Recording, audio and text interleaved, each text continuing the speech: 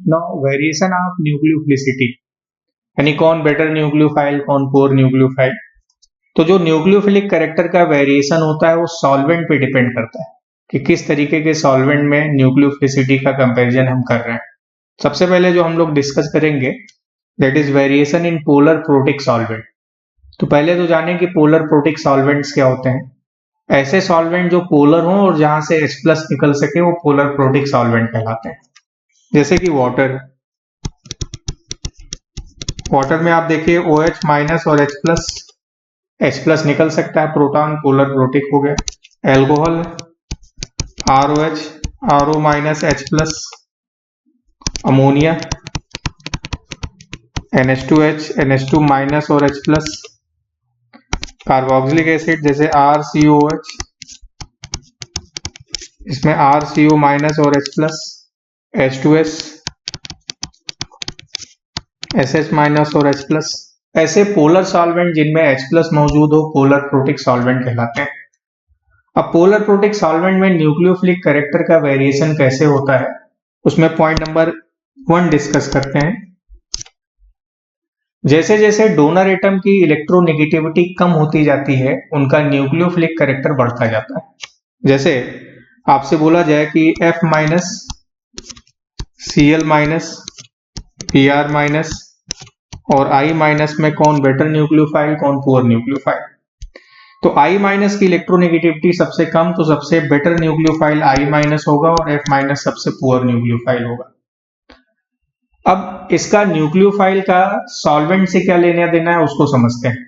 Suppose अगर मैं ये न्यूक्लियोफिलिक कैरेक्टर का वेरिएशन एक्वस मीडियम में कंपेयर करता हूं, यानी इन सबको वाटर में डिसॉल्व करने पर बोला जाए कि कौन बेटर न्यूक्लियोफाइल कौन पुअर न्यूक्लियोफाइल। तो जब हमने इसको वाटर में डिसॉल्व किया तो वाटर ऐसे है और आपको पता है वाटर में H प्लस मौजूद होता है, H पे पार्शियल प्लस चार्ज है।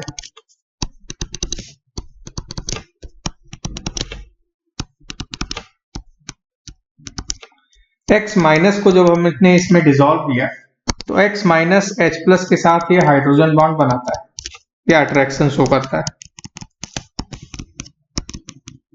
वही X माइनस वाटर के H प्लस से सबसे स्ट्रॉन्ग अट्रैक्शन शो करेगा जिसकी इलेक्ट्रोनेगेटिविटी ज्यादा होगी। F की इलेक्ट्रोनेगेटिविटी सबसे ज्यादा है तो वाटर के H प्लस से सबसे स्ट्रॉन्ग अट्रैक्शन F माइनस का होगा, यानी F माइनस को पोलर प्रोटिक सॉल्वेंट में मिक्स करने पर जो ज्यादा इलेक्ट्रोनेगेटिव या F माइनस होगा वो कंप्लीटली डिसॉल्व हो गया। डिसॉल्व हो गया तो वो अब इलेक्ट्रॉन देने के लिए अवेलेबल नहीं। सबसे कम इलेक्ट्रोनेगेटिविटी I माइनस की है तो जब हम I माइनस को वाटर में डिसॉल्व करेंगे तो वो उसका अट्रैक्शन वाटर के H प्लस से सबसे कम होगा, मीन्स वो डिसॉल्व नहीं होगा। It means I minus electron donate करने के लिए अवेलेबल है। It means I minus better nucleophile. So this is the effect of solvent and this is known as solvation effect.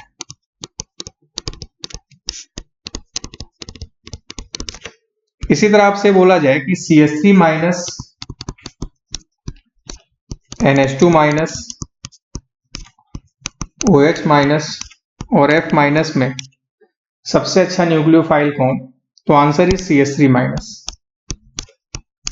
Again F minus highly electronegative water में dissolve हो गया, CH3 minus dissolve नहीं हुआ तो CH3 minus better nucleophile हो गया। उसी तरह आपसे बोला जाए कि OH minus SH minus SEH minus में अच्छा न्यूक्लियोफाइल कौन, तो answer is SEH minus. Similarly between H2O and H2S which is better nucleophile, तो आंसर इज H2S। H2O तो H2O में डिसॉल्व हो जाएगा, H2S डिसॉल्व नहीं होगा, बेटर न्यूक्लियोफाइल। इसी तरह आपसे बोला जाए NH3 और PH3 में बेटर न्यूक्लियोफाइल कौन, तो आंसर इज PH3। N की इलेक्ट्रोनेगेटिविटी ज्यादा, वो एक्वस मीडियम में डिसॉल्व हो गया।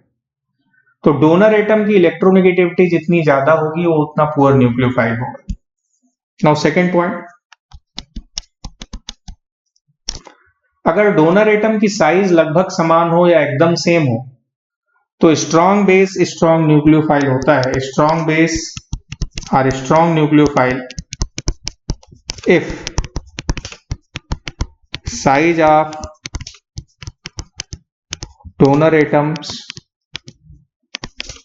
Are nearly same. अगर डोनर एटम की साइज लगभग सेम है तो स्ट्रॉन्ग बेस ही स्ट्रॉन्ग न्यूक्लियोफाइल होता है। जैसे this is CH3O minus, this is PHO minus,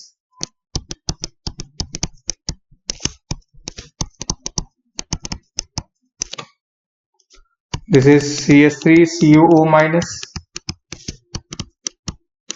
and this is NO3 minus। NO3 minus में माइनस N पे नहीं O पर है, क्योंकि NO3 माइनस का रियल स्ट्रक्चर ऐसे है N डबल बॉन्ड O। अब आप देखिए इसमें सारे डोनर एटम O हैं, तो O की साइज तो सब में सेम होगी।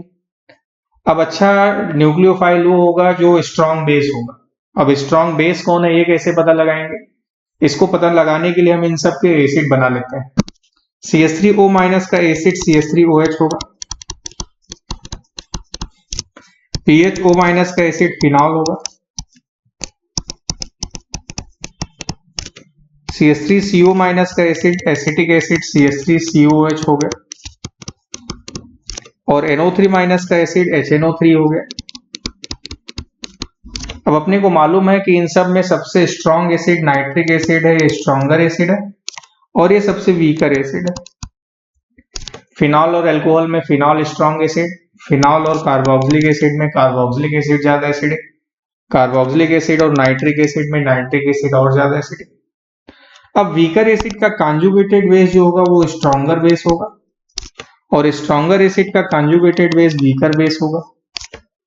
अब सबसे स्ट्रॉन्ग बेस CH3O माइनस है, तो अब सबसे बेटर न्यूक्लियोफाइल यही हुआ, और ये न्यूक्लियोफिलिक ऑर्डर का डिक्रीजिंग ऑर्डर होगा। सो इस तरह से हम डिसाइड कर लेंगे कि कौन बेटर न्यूक्लियोफाइल कौन पुअर न्यूक्लियोफाइल।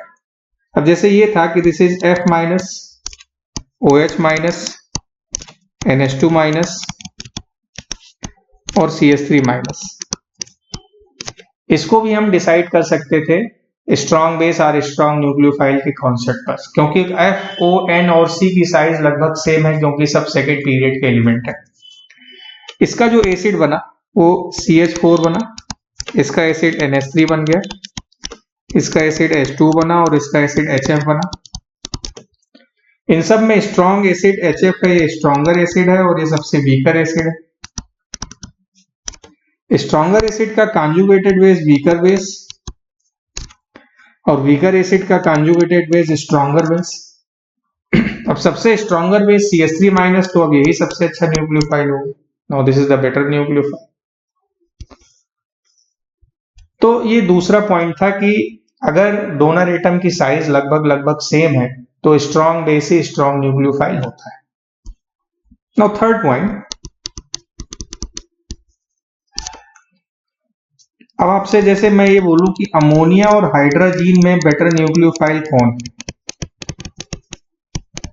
दोनों में डोनर एटम नाइट्रोजन है, तो ऐसे इलेक्ट्रॉन रिच स्पीसीज जिसमें दो identical donor atom adjacent position पर हों वो बेटर न्यूक्लियोफाइल होते हैं, क्योंकि वहां पर दोनों के लोन पेयर में रिपल्सन होने की पॉसिबिलिटी होती है। इन दोनों में रिपल्सन से बचने के लिए चाहेगा कि अपना लोन पेयर जल्दी से डोनेट कर दे, इसलिए अमोनिया और हाइड्रोजीन में बेटर न्यूक्लियोफाइल हाइड्रोजीन होगा।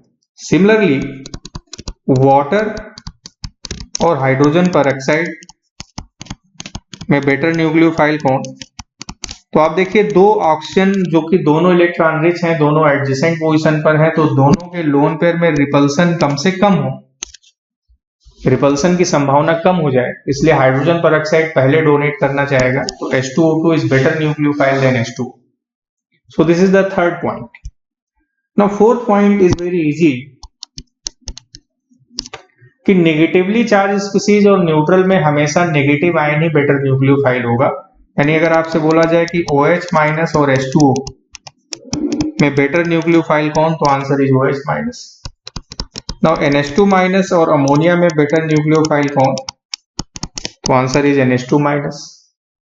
SH माइनस और H2S में बेटर न्यूक्लियोफाइल कौन, तो answer is SH minus.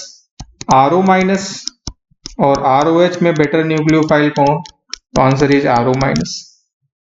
So negative ions are always better nucleophile than the neutral molecule, corresponding neutral molecule. So this is the variation of nucleophilic character in polar protic solvent. Now जो दूसरा अपने को देखना है Point number B, that is variation in polar aprotic solvent.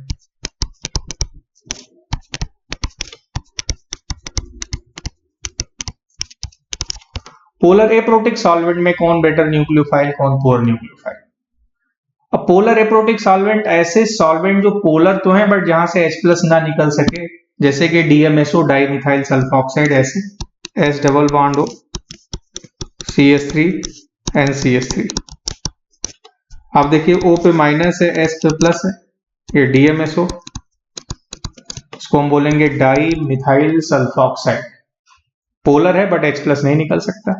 DMF है, this is HCO N CH3 NCH3, this is DMF dimethyl formamide या NN dimethyl formamide. आप देखिए this is O minus C plus, polar है but H+ नहीं निकल सकता। Acetone,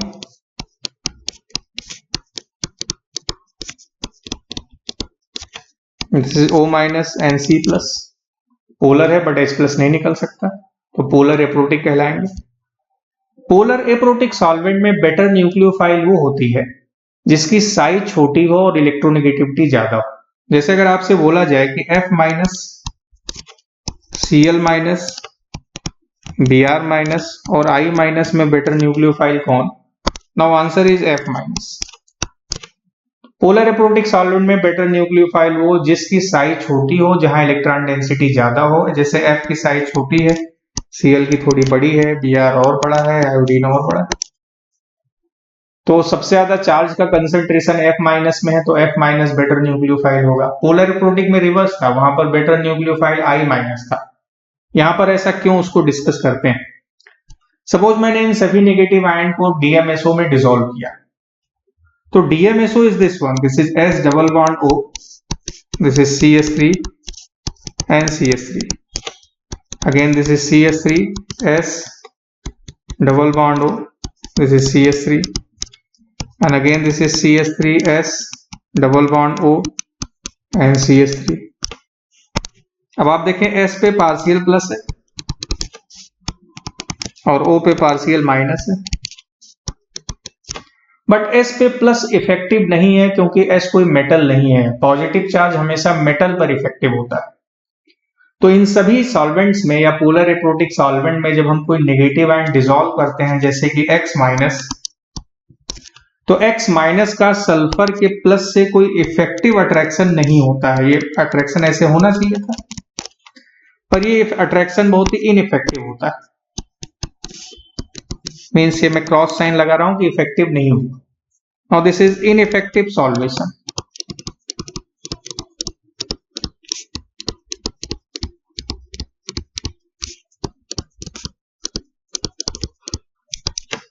यानी anion effectively solvate नहीं हुआ, मींस एनायड नेकेड पड़े रहते हैं। अब बेटर न्यूक्लियोफाइल वो हो गया जिसकी इलेक्ट्रॉन डेंसिटी ज्यादा हो, जो अच्छे से इलेक्ट्रॉन डोनेट कर सके, और बेटर तरीके से इलेक्ट्रॉन वही डोनेट करेगा जिसकी साइज छोटी होगी, क्योंकि वो इलेक्ट्रॉन दे के स्मॉलर साइज के कारण स्ट्रॉन्ग बॉन्ड बनाएगा। नाउ अब सबसे ज्यादा electron donating tendency F minus की होगी। इसी तरह आपसे बोला जाए कि CH3 minus NH2 minus OH minus और F माइनस में कौन बेटर न्यूक्लियोफाइल, तो आंसर इज F माइनस। अब F माइनस की साइज छोटी, O का थोड़ा बड़ा, NH2 और बड़ा, CH3 और बड़ा। सिमिलरली अगर आपसे बोला जाए कि OH माइनस SH माइनस और SCH माइनस में बेटर न्यूक्लियोफाइल कौन, तो आंसर इज OH माइनस। तो पोलर एप्रोटिक सॉल्वेंट्स में बेटर न्यूक्लियोफाइल वो होता है जहां नेगेटिव आयन की साइज छोटी हो और जहां पर इलेक्ट्रॉन डेंसिटी ज्यादा हो। So this is the variation of nucleophilic character in different type of solvents.